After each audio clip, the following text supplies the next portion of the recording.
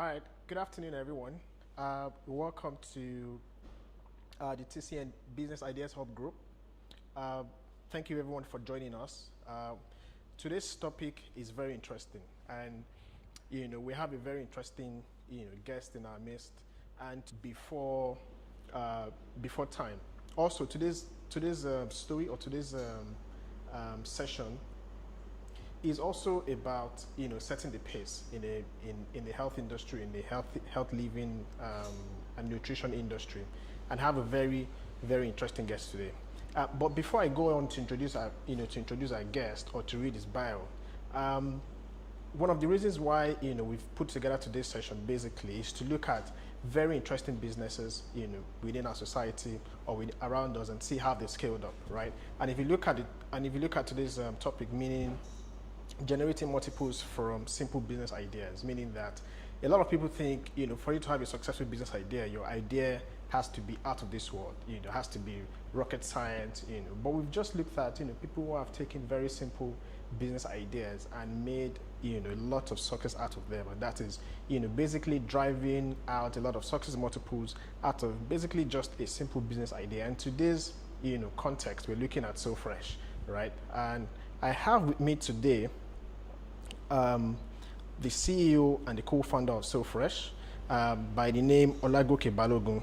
Olagoke Balogun is the founder and CEO of So Fresh, which So Fresh is a pioneer and fast-growing health food chain. He is also committed to inspiring Nigerians to adopt a healthy lifestyle. So you can understand, the kind of business that we're talking about today. Even way before people started talking about fit farm, So Fresh, has been on the scene.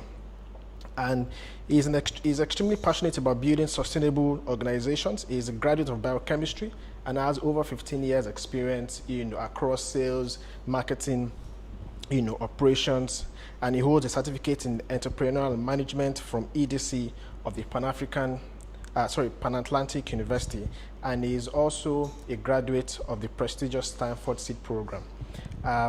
He is also a faculty at the Incubators Africa Academy. He speaks and teaches about building sustainable organizations, and we're going to be learning more about that today because that's basically, one of the major drivers of, multiples for businesses and small scale, and helps organizations define or refine their strategy narrative. And he has also helped to build scalable systems and structures and develop operational and dynamic capabilities. Right? He's married to. So I started my career from UAC restaurants, Mr. Biggs. Okay. That was my shortest, career. At that point, I never knew that I was going to run a healthy food chain. I just finished school. That was my first job after service. But I gave myself to it. I just loved that experience of managing, the restaurant. And then from there, I went to NBC, where I was in sales and marketing for another about 2 years, and then I finally landed in the oil and gas operations, now core operations and technical, and I was there for about 9 years. In between that period, we started the So Fresh journey. So pretty much, I grew up in Ilorin, Kwara State. About 24 years of my life was in Ilorin. Was a very, I would say, interesting and calm, growing up. So basically, I got to Lagos in 2008. Oh wow! And so 2 years after getting to Lagos, started So Fresh. Oh, wow, that's interesting. I mean, we're still going to come back to the transition, from 9 to 5 and then running a business, right? But I think talking about So Fresh. When you started So Fresh in November 2010, what exactly did you have in mind? And there's a reason why I'm asking this question because, reading through, and studying, the progression of So Fresh, which is basically tied towards, healthy living and whatnot. This is 2010. This was way before, people started doing fit farm, people started doing. So what exactly did you have in mind? Did you envisage all of this at the beginning when you started So Fresh? So we did not. I grew up eating lots of fresh fruits, vegetables, basically, food from the farm. While growing up, my dad used to have these big farms in the house, and then in other locations, and then so I was used to eating a lot of fresh fruits, fresh vegetables. That was how I grew up. The second experience was that I went to the market with my mom a lot. Maybe because I was a third boy, so by that time I was youngest, and I was always going to the market. I didn't like that experience of going to the market. Yeah, not too many men like. And I got to Lagos, got married. Sometimes I'm holding him in the car. Sometimes we go together, and then I also did not find access to the kind of fresh, kind of environment where a farmer's market. But I did it in a very. Remember, this was 2010, about that time. And so it was not something that was really, popular. And so we said, we think we can make an impact here. We can change the way we shop for fruits, change the way we shop for vegetables and all of that, and remove the stress of market. And that was exactly how we started. So in 2010, if you walked into our store, all you were going to find was oranges, apples, so around fruits. So it was canned vegetables, canned fruits, and all of that. That was all we sold the first 1 month of starting the business. Oh wow! So I'm going to come back to how you started from just selling fruits and then moving straight on to, of course, the business today is into parfait, juice, smoothies, and basically meals and salads and whatnot. But I want to, and this speaks to, one of the key things I said earlier with respect to the fact that So Fresh is a pioneer. So, when you mentioned, the idea behind, So Fresh, thinking about how to sell, or create a healthy environment and clean environment where people can go in and shop for fruits and food and different things. And I just thought in my mind, could this be where the village market idea that we have in supermarkets today actually really started from? People could have seen that concept and say, okay, wow, this is a very fantastic concept, and then they just adopted it in their supermarket. But actually, So Fresh actually started that and created that environment for people. Exactly. So when we started doing it, ShopRite had also come into Nigeria, and then they had the space. Mid-sized, large-sized supermarkets you have today. We'd also have a fresh fruits and vegetable section. All right, that's nice. Thank you very much. Moving on from there, saying that you moved into Lagos in 2000. Coming, doing holidays maybe for a month with my aunt, and then when I started looking for a job initially, I came to Lagos a few times to write exams. I didn't really know Lagos. I didn't even know anybody in Lagos, apart from maybe a few people we grew up in Ilorin together, and maybe like 10 of them are now in Lagos. And then we started attending church, and so we also had a few friends around, church. So I didn't really know anybody much in Lagos. But the reason why I asked that question was, how can someone in Lagos, a newbie in Lagos at the time, what gave you that confidence that you could run a successful business in Lagos, given the very dynamic nature environment Lagos is compared to Ilorin, And I was also working, and my wife was also working. Exactly. So I guess it was that I was driven by passion to make an impact, because when I also think back now, I ask myself, how were I able to have that confidence to do what we do? But I think we were consumed by the fact that it was very comfortable, where I was working. My wife was also comfortable. She was running a law firm. But we just wanted to do more, wanted to give more, and we said, okay, let's give it a try. Oh wow, that's great. And I was, picking up from what you mentioned now, that your wife, was running a law firm at the time. How did you, make that transition, from 95? You mentioned earlier on with respect to the fact that when you left USC, you moved to MC. It's popular for well-paying oil and gas job at the time. Why would you leave the comfort of getting very very big money from oil and gas and then going to basically sell food? Why would I take that that decision? How did you make that transition? Around 2013. When the business started looking like it could take a life of its own, flexibility. I was doing half of the time I'm with my wife. Sometimes you and find what other ways can I test this idea. So the first, because as you can now see that starting first, trying it out while we were working was one of the things we did, and then having that all the potentials, we saw the demands for the product, having gathered data over the last 4 or 5 years. Yeah. Eventually in 2016, I also decided to join her, consumed by that passion to create impact. Because when I think back and I step away from myself, things we're going to need to put in place, a family, these are the decisions you really like you mentioned earlier on, you were doing 9 to 5, well paid 9 to 5 job, but I mean you weren't feeling fulfilled. No, I wasn't. I wasn't exactly satisfied with the job I was doing. It was really paying. I didn't really to me than working and getting salary alone for myself and taking care of my family as much as I can, and then making way more impact. Okay. I mean, like you mentioned, it was a phased transition. What your wife, buffer or cushion somewhere, Yes. On both sides. Now, the interesting thing is this, right? And I'm married. It's another thing for you to be married to someone and you're running a business together, right? And at the same time, you want to send someone to take a file to your wife, or somebody say, "Oh, please take this to my wife," or take this to the head of HR or to the head of. So how did you, I think we're getting to the meat of it now. How did you get to, still build structures, and systems in your business, despite the fact that, it's something you're running together with your wife? Right. So again, in starting out the business, it wasn't happenstance for us. So we're very deliberate about what we wanted to do and why we were doing it. So even before we launched out, we had the mission and the vision we were driving at. So the goal was clear, and it wasn't as if I wanted. But the important thing is, are your goals aligned? Correct.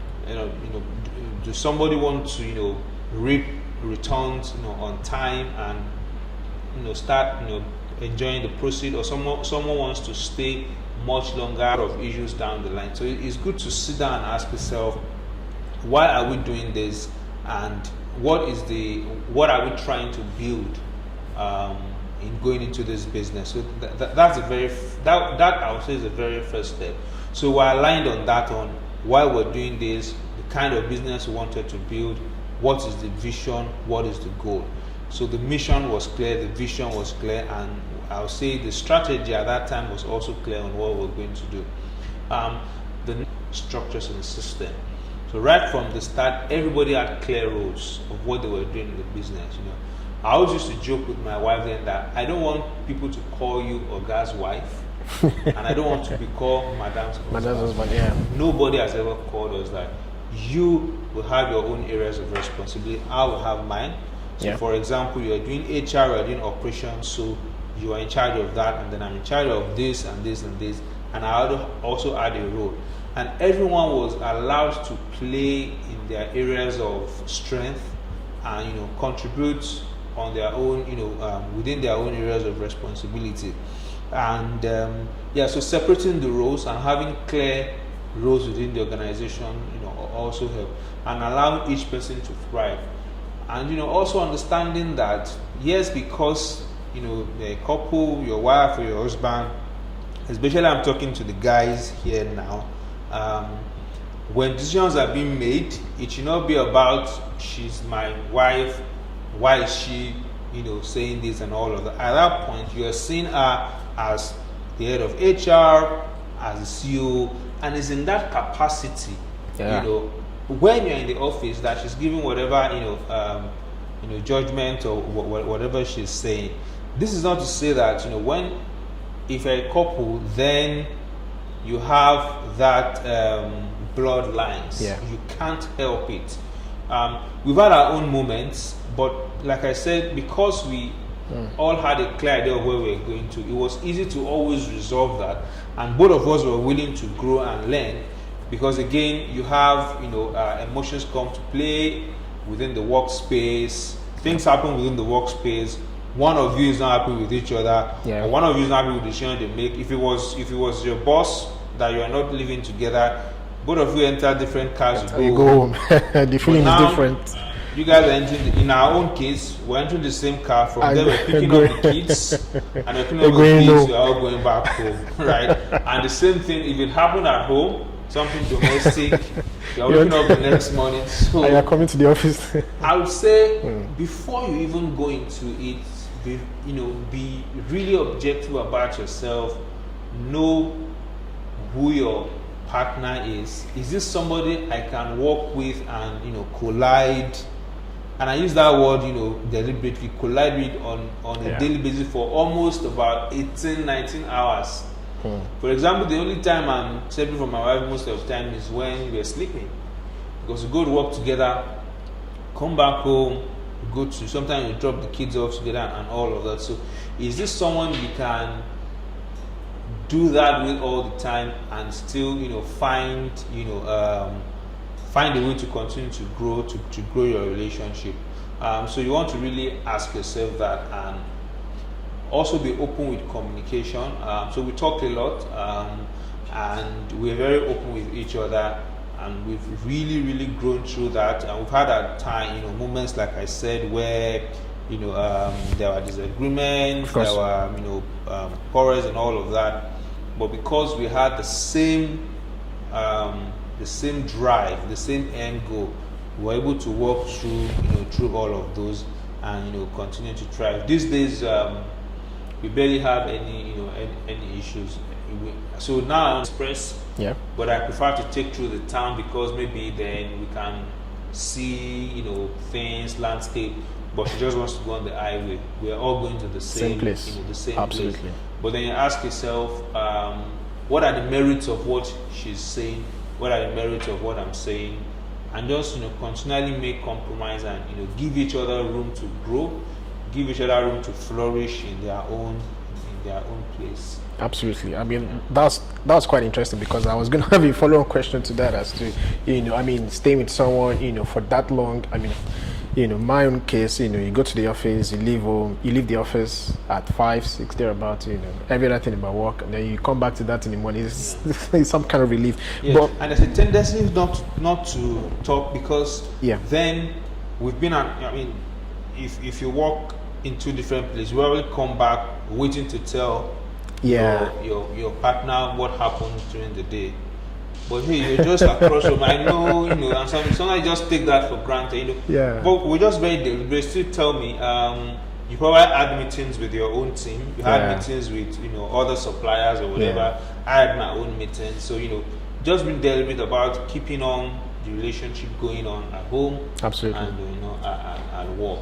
Absolutely. Another thing you want to be careful about is dealing with the team. So whatever... So we're very open. So I don't hear things from a team member because if you're not careful, especially in those early days when the business is still small, your team members can attempt to turn you against each other by telling this person this and telling that person something else. Yeah, telling that. So being very open with that. If you tell me, of course, I'm going to hear, and then vice versa. Absolutely. I think also when you're talking about structure, it also has a lot to do with hiring staff, right? And of course, for the kind of business that you do, and of course, in the early days, depending on how large your capital was, I don't know how much you were able to get on skilled labor at the time. I probably would presume that you probably rely much on a lot of unskilled labor, and even some of us that have people like that work with us, on a daily basis, not even in terms of business, but people have house helps, drivers, how these people can be in terms of reliability. Someone can say, look, they can just take off, it just goes to you. How do you build a structure around that kind of workforce? How do you build checks? How do you ensure there's order or organization in that sense? Okay, thank you for that question. Because this is this is the foundation, correct, on which businesses can. Our dream has been that we want this business to run one day without us. We want this business to live, outgrow us, outlive us, and all of that. And so with that in mind, you want to hire staff. You want to start to ask yourself, why do I want to go connect to the mission or the vision of the organization? Because sometimes they don't find or see themselves in the big picture. One thing I always tell entrepreneurs, you must realize that the people you employ, they have dreams, they have aspirations. Yes, they might, be drivers, they might be, production guys, but they also have dreams and aspirations. Are you able to put them in consideration when you're thinking about your own, in the organization's goals and drive and objective? Do they see themselves also being part of that organization? What are we trying to achieve? So that when you are bringing in staff, you are also able to tell them this is to find their own room for experience. But before I talk about training, the other thing around building structures is identifying the standard, then documentation. You have to be very friendly with documentation, especially as a young and new entity. How do they do this? How do they do that? And trying to take anything for granted. I always tell new, some, especially when I hire new managers. Sometimes they wonder why are we so particular about these procedures. And then I tell them that if you get 50 people in Lagos and ask them to find someone that you've just hired peeling orange with his or her hand, because he or she doesn't know better than that. Yeah. And it's not wrong to peel the orange with your hand, but when you come to work at So Fresh, there is exactly a way to do it. You do it, and for so reason. So you want to really start with your core processes. So if you're a production company, what are those production activities that you do? You want to have standard operating procedures. It does mean what are the processes and ways of doing this particular thing. And then once you begin to bring in staff, those are the things you use to train and retrain them and retrain them. And then come back 2 months later and say they are not doing their job. No. It's almost like you are programming a computer. Correct. And you sometimes have to repeat and communicate it over time till they get till they understand, why you're asking them to do what they're doing. So I'll say, defining the purpose of organization, training, using, standard procedures, and even when I say training, right, that first few days for an employee becomes very, very important. That is when you let the employee know what the company is about. So I wonder how many of you have onboarding program, even if it's 1 day. Correct. Tell them about, this is what my company is about. This is what we stand for. This is what we are trying to achieve, or the impact we're trying to make. Tell them your story so far. Let them know where you started and then where you are. Even if it's 6 months, even if it's 1 year, do that first. Then you can now go and say, okay, this is where you or your role fits into this whole picture. It makes them more feel a sense of belonging and ownership when you're able to take them through that process. So I think what you just said now is very, very important, because to be honest with you, when it comes to things, administrative process, people easily get tuned off. They think things are repetitive. But when you were speaking, you mentioned the thing about onboarding. I'm going to a place where I'm going to be selling fruits. I'm going to be selling smoothies. Why do I need what exactly is the purpose? And a lot of business owners out there don't necessarily see the need to do all this process. They just think, look, let's just hire people and let them just get to work. But from what you've mentioned, it's very important to put all of this, or to actually do all these activities, and it helps them to be part of the process. And it's also important to always put things within the context of your organization. I try to make it as simple as possible. So for example, over time, we found out that a cashier, the expectations for a cashier at So Fresh is very different from the expectation of a cashier at maybe a supermarket or maybe any other fast food restaurant. So people walk into So Fresh and believe that the cashier must have some basic knowledge. So they are asking the cashier, what can he or she take? Now, you don't go into a fast food restaurant and ask what a job description for a cashier at So Fresh. I have to contextualize it to my business, not just bring something from outside and then bring the guy in today and then tomorrow asking the person to be at the till. Correct. But before you can be at the till at So Fresh, you would have spent a month within the system so that you understand a lot more about what the business does. So it's very important to sit down and contextualize everything to your business. What are the kind of people I need? What kind of skill? What do I require from them? And then how do I help them? As an entrepreneur, what you should be asking yourself, your job is to help and enable your people to do their work properly. Better. If they are not doing their work, you also should sit down and ask yourself. So we also over time had to develop and continue to develop our HR systems, our policies, because I was you mentioned something and I smiled. You probably didn't notice. So one day my wife got to the store. We just had one, just two showed up. Like you said, they were just all gone. Nothing, no leave, no information, nothing. He didn't even send you a text message. I can't come today. Yes, we're angry for a while, but we're not asking that question. Why would they leave without notice? What was wrong? We had to talk about really some things that were creating a lot of stress, a lot of things, even just arrangement of our production area and all of that. So sometimes you just really need to understand what they need, and like I said, your job is to help them do their job well. Very well. So yeah, and that helps them, and that helps them to feel appreciated and exactly. heard. Exactly. So when you were saying something about structures, and the reason I'm asking this question is this: you mentioned something about making the employees being part. People say, a lot of business owners just say, look, I'm paying you salary anyway, so that should be enough remuneration. But how do people, about 14 branches if I'm correct, in Lagos and Abuja, right? And of course we have people across these various locations. How were you able to, I'm just here thinking you can't be in all these places at the same time, right? How do you get the guy in Abuja to do business accordingly?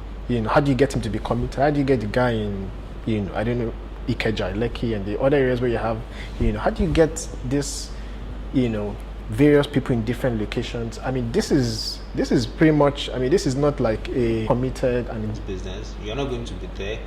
And so you ask yourself a couple of questions. If I'm not going to be there, how do I assure on what's going on? And it's a gradual process. So we started with one location. If I went from 1 to 2 back to 1, and then we now started growing. So what's the next outlet and the next outlet? And how do you continually get your team members to buy into the vision and carry the same way? And part of the things I've said, so you have to prioritize training within your organization, and not training that happens once and then you stop. So for example, at So Fresh, there are a couple of trainings that happen 2 to 3 times a year.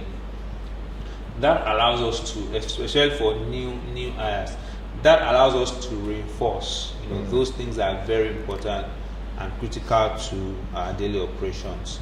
And then once they join the business, all of that, all those onboarding stuff, just don't get them and throw them into the deep.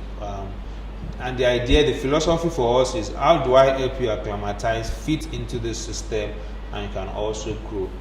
Then the next thing also is, so some of these things you build over time. So for example, at So Fresh, there's history, there's culture, there's a system, and they're managing an outlet. So those stories are able to inspire that this business can build a career. So do they see potential for career growth, potential for career development, and all of that? That also motivates and help and keep staff committed to the goal. Now, talking about creating outlets, and you want to document and define a standard of how they would be done, so that whether do I ensure that this thing is being done. So you want to start by picking out the critical things. So I'm surprised when I talk to some entrepreneurs and there is not like a daily report, or if it will be weekly report of activities, especially if you have physical location around to see, even though you are not there. It could be as small as reporting how many customers came in, what did the sales you make today, did you receive any raw materials today, and all of that. Just those things that will make you understand what went on within the outlet today. And then even though if you worked in one location, as long as you have a manager, correct, let somebody responsible prepare that. It also gives them a sense of responsibility that it's not just about me coming and going. I'm responsible to give account of what happened here. And then it helps you to begin to see, even when you're not there, you can have a quick idea of what's going on. But of course, as the business grows, that become even insufficient. So the next layer for us, for example, is supervision. So you have to create some layers of supervision. Okay. And there's an operational audit every week, carried out by different units, to be sure that this standard that has been set is continuously being followed. And we are not just going there as a police, it's to also help understand if there are deviations as well, and just write rules and just tell people to go and follow. Yeah, you want to see how practical is it, in the field and within the operational context. So, supervision. So you can create audits for your team, and go periodically to check and see what's going on. Also, continuously aligning the team, even if they're worlds apart. Thank God for Zoom. So so again, you bring everybody together. You make sure everybody is still aligned to the vision, to the mission. I think another point that just crossed my mind is what I also find is that you must subject yourself to exactly the same thing that you've asked every other person to do.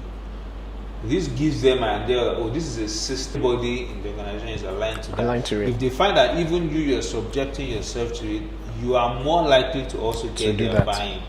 The last point I'm going to make also is, as organization grows, you want to start to, let me put it dramatically, weaken your own power or influence. So not influence, weaken your own power. What I'm saying is, you are not making all the decisions. Exactly. You are not making all the rules. You are not the only one giving the strategy. You should begin to have some core people you call together. It could be at the end of the year, it could be mid-year, and ask. At a point in time, we had to bring together, our team, and we recrafted the So Fresh mission and vision together. Not what we started with in 2010, because now the direction has changed. We now have more, expertise and all of that, and then we say, let's recraft this thing. So the vision, the mission we are running with is not what myself and my wife crafted. Is what at least, of course, people come and go sometimes, is what at least 60 to 70% of some core managers within the organization crafted. So they believe that this is their story. We set this thing together. Exactly. Even sometimes we make a joke, come. You are not say we are going to do this, right? So that way they feel part of what's going on. Now it doesn't even have to be the big vision and mission. It could be in the everyday decisions. Do you give them, here? Do you make them feel like they can contribute and their opinions are valued within the organization? So you also want to create a very open, system where people can give feedback, and those feedback are acted upon. Exactly. So it's not, you would not act on every feedback, but if there is 10 feedback, for example, and you find 2 and you find 3 that are worthwhile, and you act on it, believe me, you will continue to encourage people to be open, and then they will feel like, yes, this is an organization that listens, and they are also concerned about what we say. Correct. And then this gives them more, and stories will And that's how you build culture. Now, sometimes I go to some outlets, they don't know me, I don't know them. Oh. But they probably know everything that has happened before they join the company. Now, these stories will spread even when we are not there. So you have to deliberately create those positive stories within the organization that they will tell themselves, over time. I was just about to say that, do you walk into any of the stores and just as a normal person, nobody recognizes, oh, that's our CEO, and Yeah, so there are some stores like that, especially the newer stores. But usually there's going to be one or two old faces. Okay. The last time I was in Abuja, because of the lockdown last year, I didn't go to Wuse. If I went to Wuse, they know I'm around. I went to Guari Park. I went there, talk, we gisted. They didn't even know until their manager was. I said, yeah. So that happens sometimes. Okay, given the very, unique business that you do, and of course the very, very exceptionally unique business environment we have in Nigeria, right? This is so fresh. For you to keep your fruits fresh, you need power, right? Average lifespan of business, it's not 10 years. But for you to have run a business for 10 years means you've probably gone through here. You started with selling fruits, right? Business, smoothies, parfait, and whatnot. What prompted the drive? So it's been a context of the Nigerian space. They said we're just selling fruits and vegetable, but very quickly I was on 10,000 naira for the whole day. Wow. And then, but customers will walk into the store and ask, "Oh, can we get a fruit pack?" And then one day I called my wife and said, "The customers are telling us something." Okay, the local market just across the street from us. If anybody that is familiar, there's an Ogba market. So you have fruits and vegetables. So people would prefer, even though we're selling at the same price. Yeah. But of course, they couldn't negotiate when they came into the store because of the kind of selling. People would prefer to go out. They can probably nip some 5 naira off and all of that. So people were not coming to us for fresh fruits and vegetables in the beginning. They were coming for like juices, smoothies. And so we talked to ourselves, this is now real life customer feedback. We must respond to what the market is saying. That was the first lesson for me. Sometimes you eat the market with a product, but the market starts to tell you, this is not what we want, or want something slightly different. So immediately one day I came back from work and then I went straight to game here in Lekki. And then I entered the store. I just went to where they had all their food processing section. I said, give me your biggest juicer and the biggest smoothie maker. And then I bought the two, got one small, we still have that table, one very small table, put it in the middle of the store and then put the juicer and the smoothie maker. And that was really the birth of Sofre that we have today. So we started doing juices and smoothies, and then we started attracting customers. Oh, people will come and hey, you guys do juices and smoothies here, and then we'll do juices and smoothies, and then that really started becoming a thing. And then we started helping the fruit business, because then we started saying, okay, beetroot is not selling, this is not selling. Can we create a recipe about it? So we started reading about how to create recipes and all of that.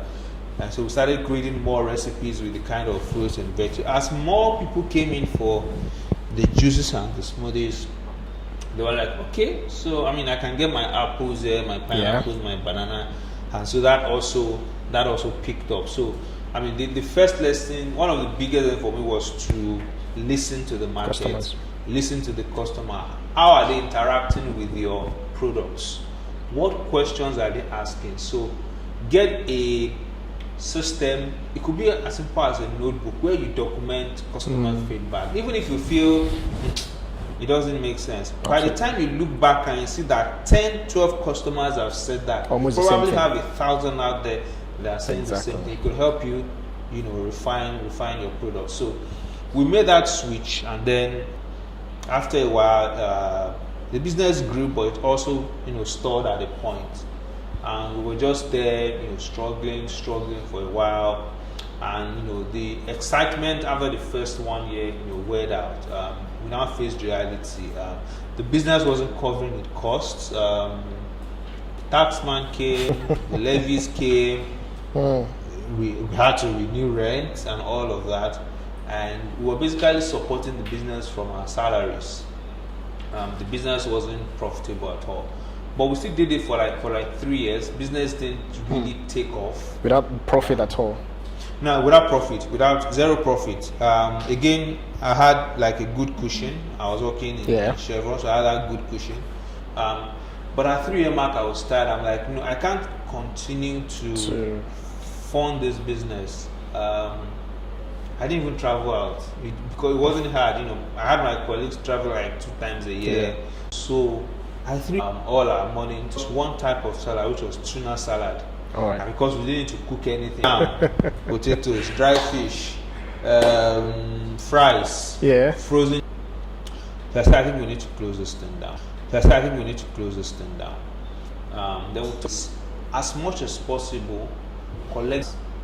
I mean, it was supposed to be obvious, it wasn't viable. So we opened the store in 2013.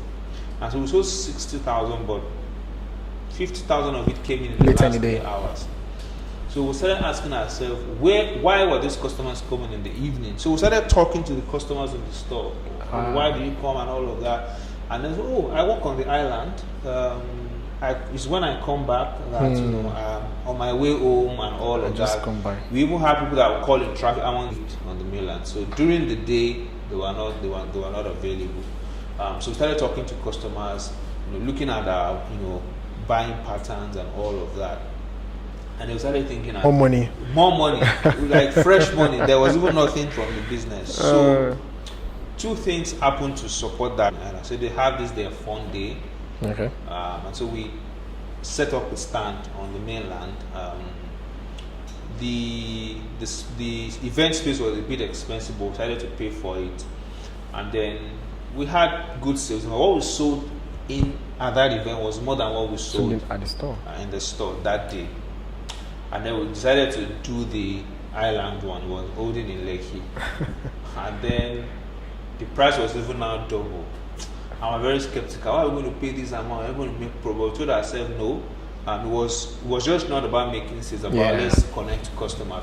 That was something else we started doing a lot. Started doing exhibitions, events, not really for even the sales we're going to make, but just to talk to customers that we have this kind of products, we have this kind of and all of that. So we eventually went for that Lekki program, and because the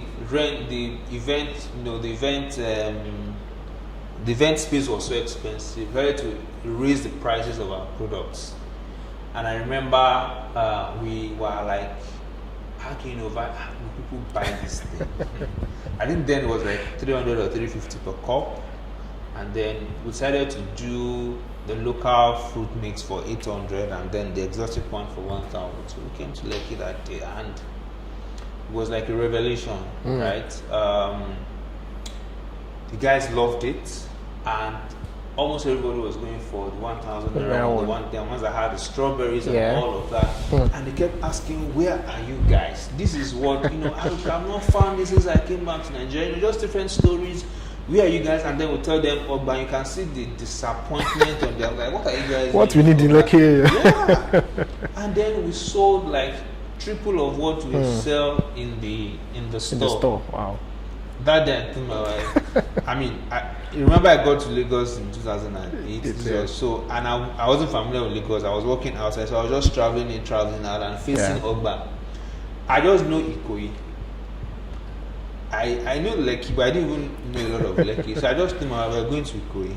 That is where this business is. It's going. So we started looking for a space in Ikoyi, and then we made that move. And then just that move of going to Ikoyi was what basically saved the business.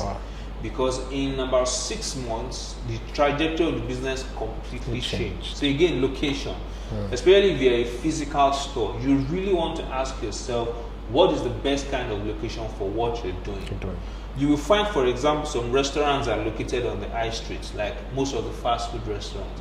But you find like more high-end restaurants are not located on the high street. So it's not about high street, it's about what is your business, what are you selling, and all of that. So you want to be particular. The right question is, what is the best way to reach my customers? Manage 2 stores, and Ogba sales. Well, it cannibalized cannibalized the business life. In 2013 as well, and I always tell young entrepreneurs, it's not enough to love farming and understand it. There's also a business side. Something about being a good. You have to be able to make that transition. For us, one of the things we did was myself and my wife, we went to, even before we started, we went to business school.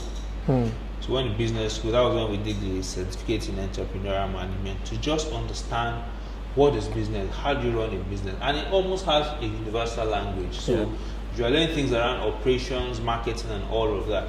That was something else that in the beginning I didn't understand. So I was that it would just sell itself. It doesn't happen that way. Absolutely. If you have a good product, you still have to find a way to get it. Like Facebook, they're supposed to be online businesses, but then they do a lot of online marketing. Understanding the business side of whatever industrial sector you are in becomes very, very important. So get a business education, and we can start online. There are free resources. That's why I like to say that being a farmer or a fashion designer, you don't have to know how to sew a cloth before you can create a big business. And I think I also added somewhere, farmers are not too educated, right? And then of course, you have to deal and just dispose it, right? Have you given the kind of business that you run? So I'll take the first question first. So over time, so the right mix of everything. So we have someone in-house, and where I'll put it, we have the other part is you have to, as your business scales, you have to get to a point where you end up onboarding every year. We'll bring in all our vendors, all our suppliers. We're going to need from you. This is why we need you to be reliable and all of that. Sometimes these guys don't know, and it's your responsibility, whether it's supplier, whether it's your staff, to make them understand, and even project forward.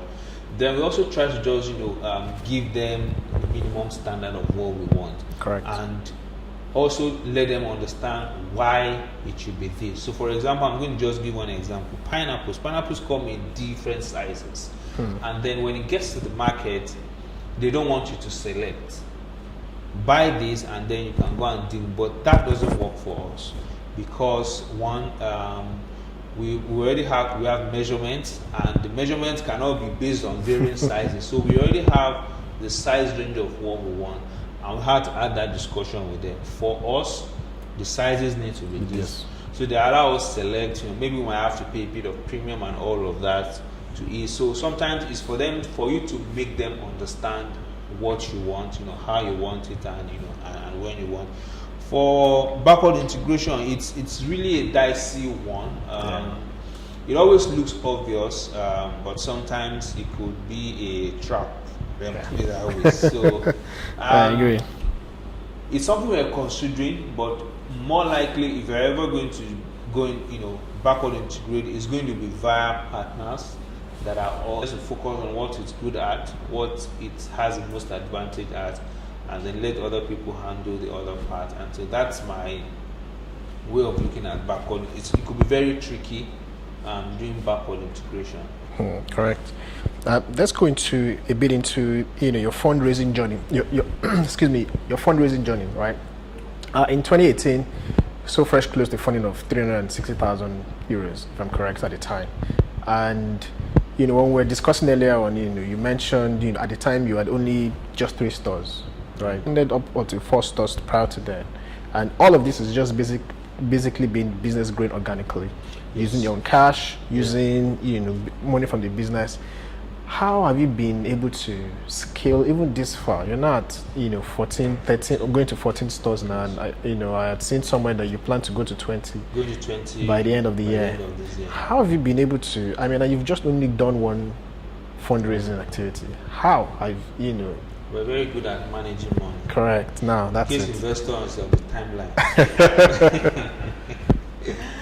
Yes. So the fundraising came through. So I at first gone for a business training at EDC, and then I went for a second business to raise a fund. The fund was because one, we're able to show growth over the period of year. And then when the investors started looking at our numbers, they found that there was really good and sound financial discipline.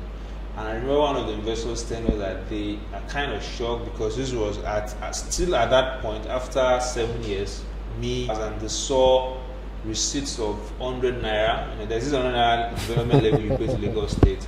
And then they found those receipts from 2010, and then like, who keeps those kinds of original laws? So really financial discipline, financial accountability, keeping your proper books and proper records, and then the business has to be first and foremost it has to be scalable. Yeah. And then they have shown evidence, either by what you've done in the past, that you're able to grow and scale this business. So basically, I would summarize this small as the vacation policy, because for example, yes, you're the one running it, but you need to be accountable.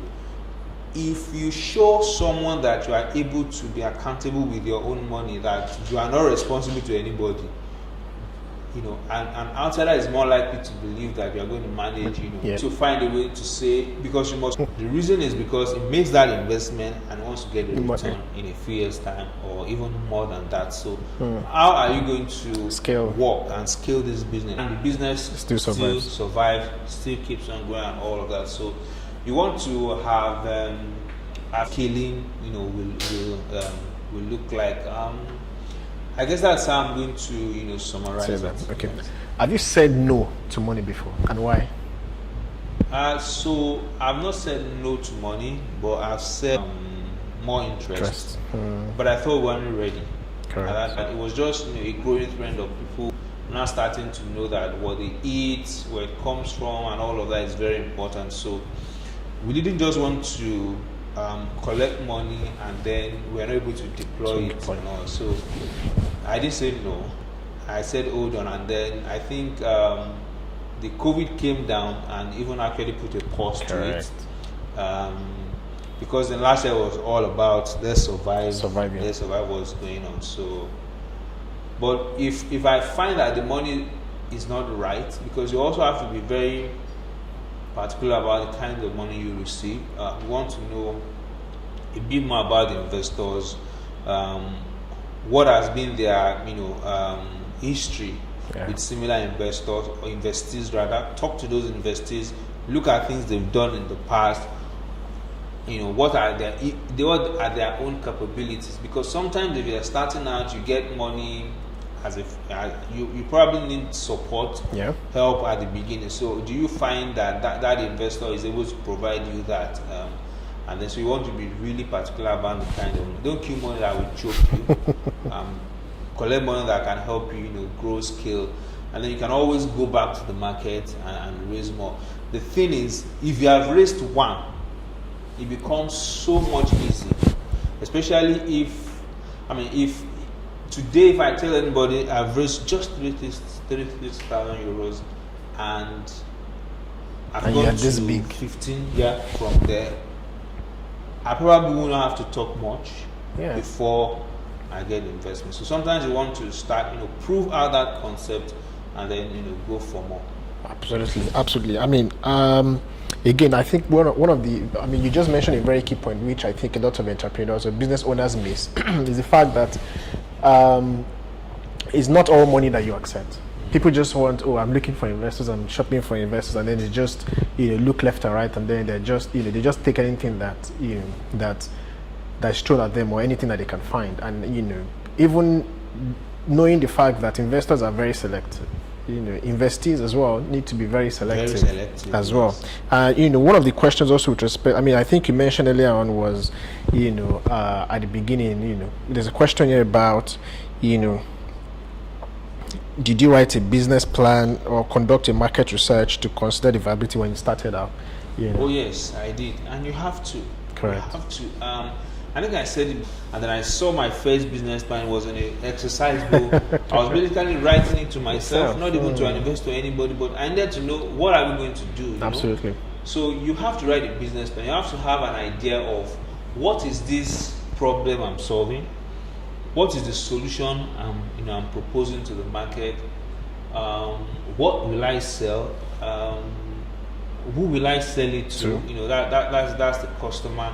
What is the best way to reach them and all of that? So it's important to be able to document. I mean, at the start, it doesn't have to be really complex. Yeah. Sometimes it's just gathering your thoughts. But for me, I find that when I start to document things, it opens up more ideas for me. So you have to be friendly, with yes, writing a business plan. And a business plan is just saying, do you need staff? Do you need equipment? Do you need a physical location? Can you start? Even these days, if you approach an investor, they want a simple 4 or 5 page, sample deck to not start too detailed. with. Not putting Too all much. the numbers and writing stories and stories and stories. But you should be able to just gather your thoughts together, and in a short period of time, you are able to say this is what this business wants to do. It even helps you, aside from like external people, like maybe you want to approach the bank or investor. It helps you gather your thoughts together and helps you to continue to now refine. I think it was 2 questions: business plan and what? And market study or market research. Yes, because that's the market you want to sell into. 20 customers that came to the store every day.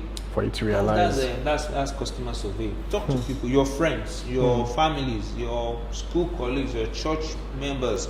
There is market research. Do a small form. Share it within 100, 150 feedback. People. Get feedback. Do you know where do you buy your air? What kind of air do you buy? How much is it? Blah blah blah. It can be anonymous so that people give you the real data. You begin to see patterns in that feedback. So again, when you're starting, it doesn't have to be this big. You might not be able to spend money to get big companies to do market insights for you, and you probably don't even need it. Yeah. But start from your immediate environment. Correct. I think that's important. Data is important because I can imagine when you were speaking earlier on, how you moved to the island, how much the role that data played in that, getting to know the buying pattern of people, and that leading to you asking questions. And even it informed us to. So we now ask ourselves, even in these last 3 years, what have we been selling? So we wanted to change. So that was one of the reasons we changed the name, because we looked at what did people buy more. So people were buying juices, smoothies, salads more. We started creating more, different types of salads. We were still selling fruits and vegetables. Yeah. We started even looking. So which one is profitable? Absolutely. That's the reality. If I buy an orange in the market for 10 naira, I probably sell it for 30 naira. If you make a juice out of it, you're going to sell it for more. So where is my margins coming from? This is the products I need to focus on. So it could be as simple as and those are data you can actually get on a daily basis. I've not said it. Get an accountant. Let me share a very funny story.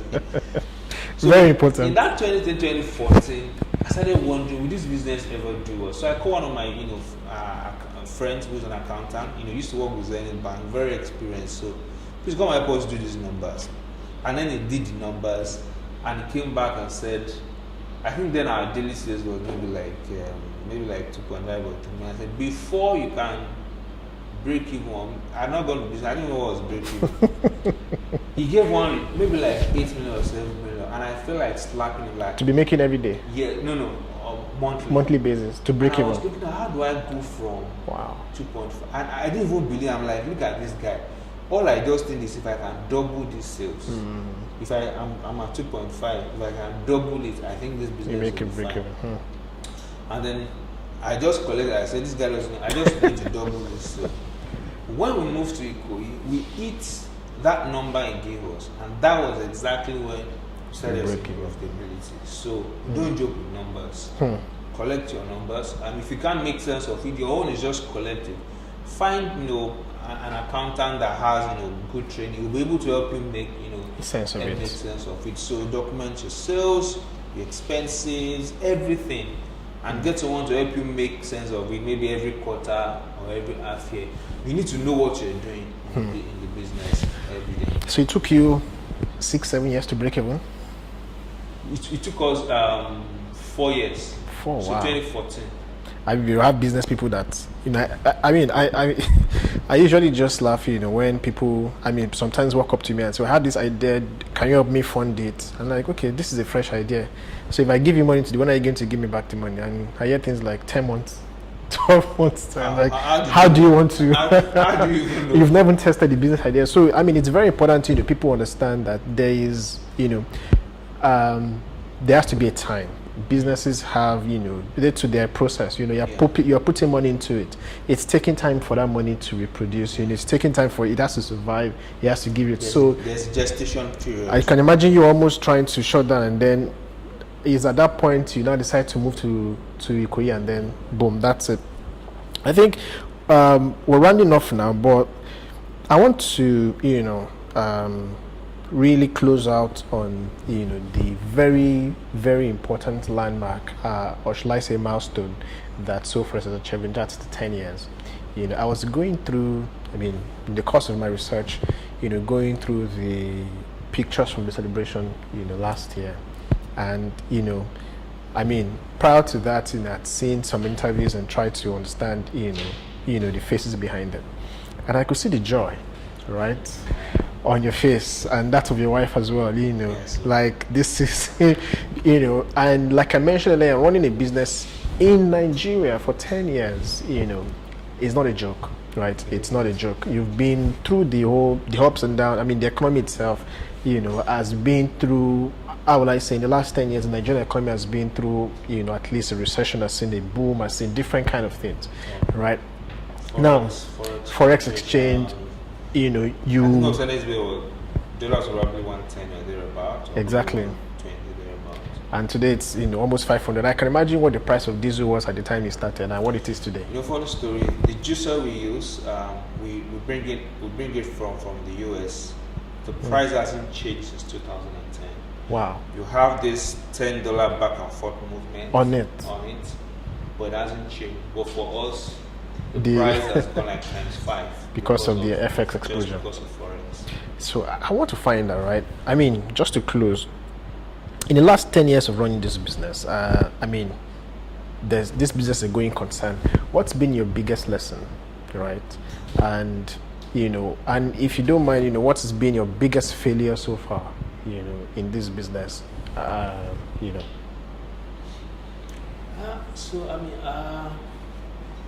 The most difficult time for the business was the first 3 years, like I said, and that was because probably didn't even understand what we were doing. There was that drive, there was that passion to do this, to create an impact, but we did not have a good understanding, and probably that's where the initial failure stemmed from. So we chose the wrong products, we chose the wrong location, we were focused initially on the wrong market, and because we did not also have the sound business and financial education for business at that point, the business, in hindsight, the business probably didn't have to go through that length of period, a difficult period for the business, and lost a lot of money. Thankfully, it was our money. That's my money. And because again there was a cushion, so the truth is that we could also afford to lose it. So if I had collected investors' fund 5 million at that point, what story would I have told? So it would have been a different story. So that really has been the most, that was the most challenging period, in the life of the business. What was the first question? So, what's been your biggest lesson, and what's been your biggest failure? The biggest lesson. So I'd shared a number of them. I promise to on two is that you need to understand the business. You need to understand your numbers. They are everything you do, the activities back and forth. I call customer comes in, I sweep the floor, I make a pitch. You can find everything right in your numbers at the end of the day. That was not something I was very familiar with in the beginning, and I had to grow into it, and I had to know that this becomes vital to the success and to the going concern of the business. Understanding what your numbers are saying and making data-based decisions, not feelings. Yes, sometimes you have a hunch or sentiment as an entrepreneur, but there should be a way you can corroborate that with some data. And like I said, it doesn't have to be complex. So I'll say decision making using data is one of the biggest lessons I've learned running the business. Also, the customer is king. The customer is queen for us at SoFresh.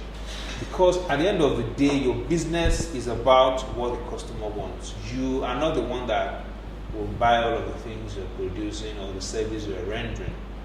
So, understanding what the customer wants, where he wants it, how she wants it, that is where the sweet spot for your business is. So, you must always prioritize the customer's needs. Get a way, systemize it into your operations where you constantly get feedback. Correct. From the customer. If you're someone that creates new products into the market, never release a product to the market you have not tested with your customers. Use their feedback to refine your product. So, having that mindset to be customer obsessed and know that what we're doing every day. That's what when we get a new employee, my first address to them is the customers asked us to employ you. Because I tell them, if we are not growing, if customers are not coming into the store, there's no way we're going to continue to bring in more people. Exactly. So at the end of the day, it's about the customer. That's a lesson I've learned, and that's something we live by at SoFresh, to be really obsessed about the customer, and that's where you can really serve them at the point they are, and it has to be continuous. Now, we live in a society right now that is very, it evolves really fast. And so you might be surprised at what the customer wanted and how they wanted in 2-3 years will change. So you have to stay in constant touch. For example, we have customer forum standard. Whether we're using products or not, we have customer forum like 2 to 3 times a year. We just call in like 15, 20 customers, talk to them, entertain them, ask them questions. What do you like? What don't you like? What are you seeing? And all of that. And then we have a good 1-2 hours, and everybody goes. We do that. My favorite meal is the spicy chicken salad with egg, specifically, and then the banana parfait. I think it's, for me, for the last couple of years, has been my mainstay. I mean, basically, there are weeks that I'm like, okay, I want to go Fit Farm this week. I just take that all through. But thank you very much, for the time. We understand how busy it is for you running this kind of business. The demand here and there. Thank you very much for making our time. For attending our session. Thank you, very much everyone for joining the session. It's been a very fantastic and very insightful 90 minutes speaking with Mr. Goke Balogun, who is the CEO and also the co-founder of SoFresh NG. Basically, what key things that we've taken out of this session today, right, is very important. Data is very important in running a business. You need to be friendly with process, procedure, documentation is very important. No matter how small the business idea you're thinking about is very important. And I think one of the very important things, pay attention to your numbers. How do you pay attention to your numbers? Hire an accountant. Yeah, I'm being sentimental then because I'm an accountant. All right, thank you very much, everyone. It's been a very fantastic session. For those who joined via Zoom, we'll make the link available for those who want to watch a replay. And if you also want to watch a replay of this particular session, you can head to our YouTube channel, which is TCN Business Idea Hub channel on YouTube as well. You can watch a replay of this session there. Thank you very much, everyone, and see you in our next session. Bye.